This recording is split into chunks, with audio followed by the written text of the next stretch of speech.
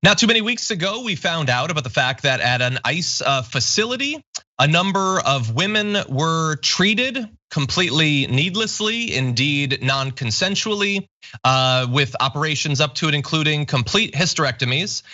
Some of those women were then deported out of the country before they could have any sort of legal proceedings having to do with these surgeries that they didn't ask for. And now we're finding out that the number was actually higher than we originally thought. There's some great reporting over The Intercept on this. I want to give you just a few standout statistics from it. At least 17 women treated by a doctor alleged to have performed unnecessary or overly aggressive gynecological procedures without proper informed consent remain in detention at Irwin County Detention Center. There's a privately run facility in Georgia housing US Immigrations and Customs Enforcement detainees. So many of the women have been deported, but there's still a good number who are there that hypothetically congressional investigators and things like that could go and speak to. The total number of women known to have been seen by the doctor since 2018 who say they underwent or were pressured to undergo unnecessary treatments has risen to 57, a higher number than previously known. And apparently, since we first found out about this story back in September, thanks to a very courageous whistleblower, ICE has deported at least 5 women who were seen by that doctor. At least 2 more women may be deported this week. So look, is this just ICE deporting as many people as they can before the election as they did with those Cameroonian refugees? We don't know. Or is it them trying to get rid of potential witnesses that could testify during congressional investigations? I don't know which of those it is. Both are horrendous, but I am glad that we are getting additional information about this incredibly tragic story. Well, I think you're right about trying to shuffle people out of the country because this is an enormous scandal. And part of why it's such a scandal is because eugenics like this is ingrained in American history. Forced sterilizations have been a part of American history and have been inflicted upon Black, brown, and Native Americans for decades at this point, going back to the origins of the country. And so I see a lot of lefty, well, I would say more liberal pundits talking about, the horrors of the Trump administration. And yes, that's part of it. But to understand the full scope of the atrocity, you have to know that this is a part of American life and American history, and it's living history right now. The medical racism is a huge thing in addition to just eugenics, right?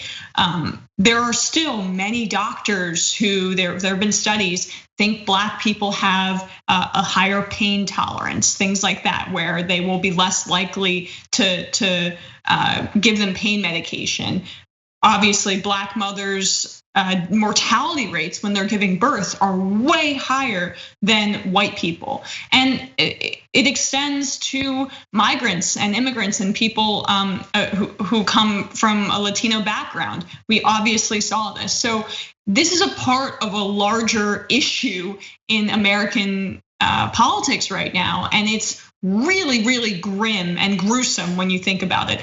As a woman who wants to have children someday, the thought of thinking I was going to a doctor for a regular procedure and to have part of my uterus taken out and to be unable to have children, that is so violent and gruesome to think about. I mean, it makes my blood boil.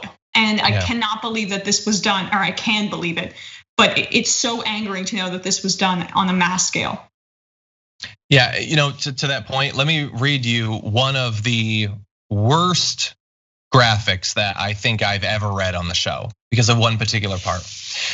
So the Intercept spoke to one of these women, Euredia, who was deported 3 days after undergoing an operation she said she did not comprehend, did not consent to.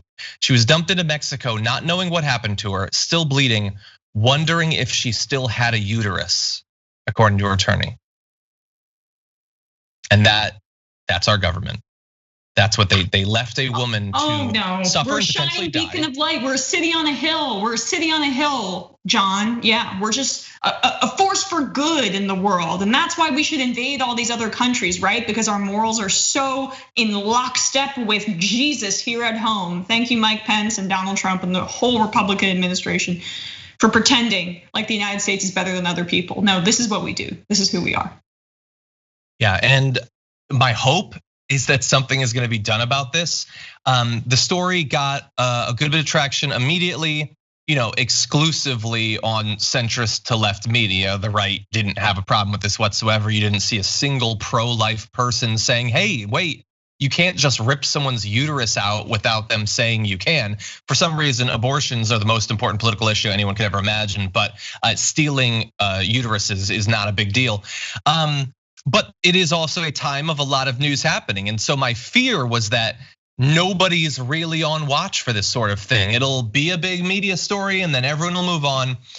Now, hopefully that's not happening. Last Friday, 8 members of Congress, including Representative Ocasio-Cortez, Omar Tlaib Presley, sent a letter to United Nations High Commissioner for Human Rights, Michelle Bachelet, outlining concerns about gynecological procedures on women in Irwin.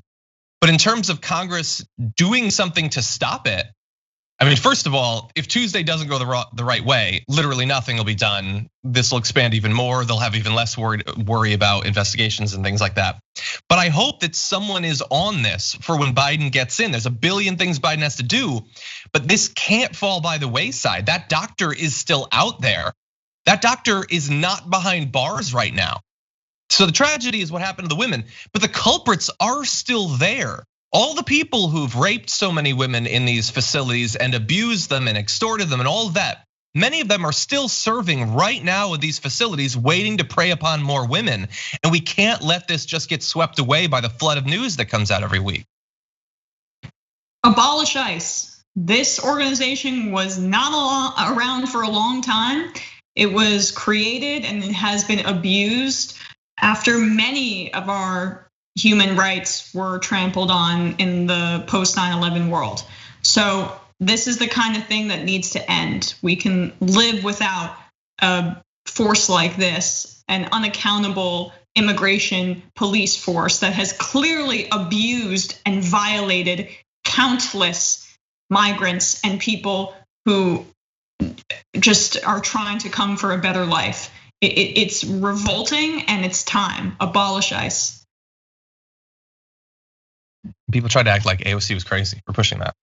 Oh yeah, right. I know. It's like these people who think they're intellectuals can't see past what, like 20 years of the history of ICE. They can't just imagine a world where it didn't exist. You pretend to be smart, and yet the scope of your imagination is the size of a pinhole. Yeah.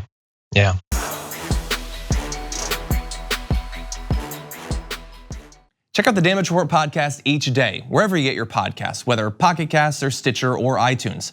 You can join me as I give you the news and stories you want, with a range of co-hosts and interview guests jumping in on the fun each day. Again, that's the Damage Report, wherever you get your podcasts. And if you get them at iTunes, don't forget to rate and review. Sometimes I'll read them live on the show.